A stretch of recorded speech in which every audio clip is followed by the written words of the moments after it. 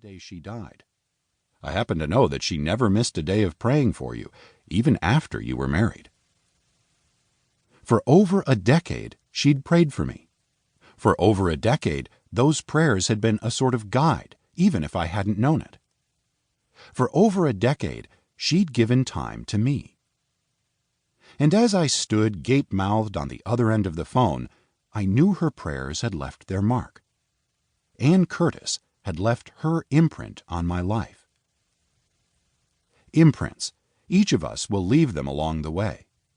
Some will use their time, talents, resources, and words in more selfish ways, leaving negative and lasting imprints on their families, friends, and communities. Others, like Mrs. Curtis, for example, will leave a different sort of imprint, an imprint that speaks of the reality of God's kingdom.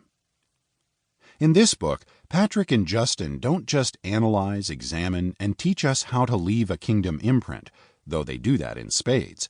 They pay homage to the men and women who've left kingdom imprints on their own lives.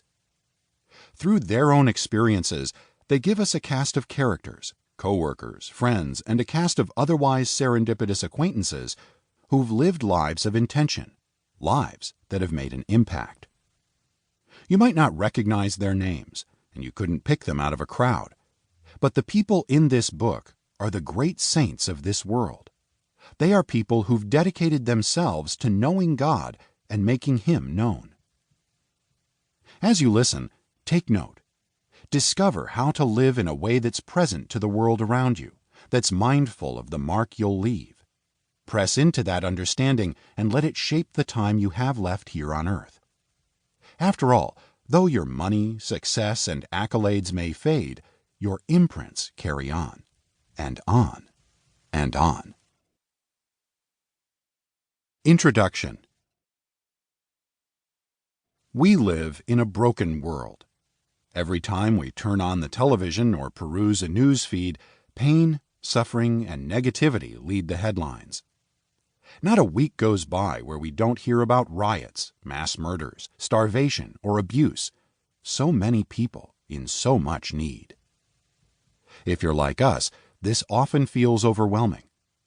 With so much hurt at every turn, it's easy to feel defeated, to feel as if nothing we might say or do could even begin to make a difference. Then we hear the story of a man or woman who has started a nonprofit, equipping people in developing countries with food, water, homes, and educational resources.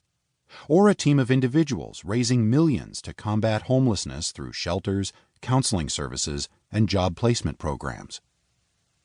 Our hearts swell with hope. Someone out there is actually making a difference, fighting against the darkness. But there is a lingering feeling that what we do still doesn't matter, because we aren't feeding starving children or building homes for the homeless. This lie can subtly work its way into our hearts and minds, and if we aren't careful, the lie becomes truth. We believe we aren't enough, and as a result, we stop doing the things that matter. If we want the world to heal and hope to rise, we must understand that the little things we do every day have great significance. No matter how large a person's platform or how world-changing their organization, a legacy isn't built on grand acts. It is the culmination of all the little things we do. This is how we fulfill our purpose. The legacy we pass on to future generations is who we are when we think no one is watching, how we live our lives in the day-to-day, the way we treat a waitress, the times we acknowledge servicemen and servicewomen for their contribution and sacrifice, the moments we look a grocery clerk in the eyes and call her by name. These little things in everyday situations carry weight. They are significant because no act of love goes unnoticed and no deed of compassion is futile. There are a million moments in each of our lives where we have the opportunity to bring joy or pain, light or darkness, heaven or hell, to others through the words we say and how we say them, through the things we do and how we do them. Each one of us has significance because each one of us has the power to bring love and compassion to the lives of every person we meet.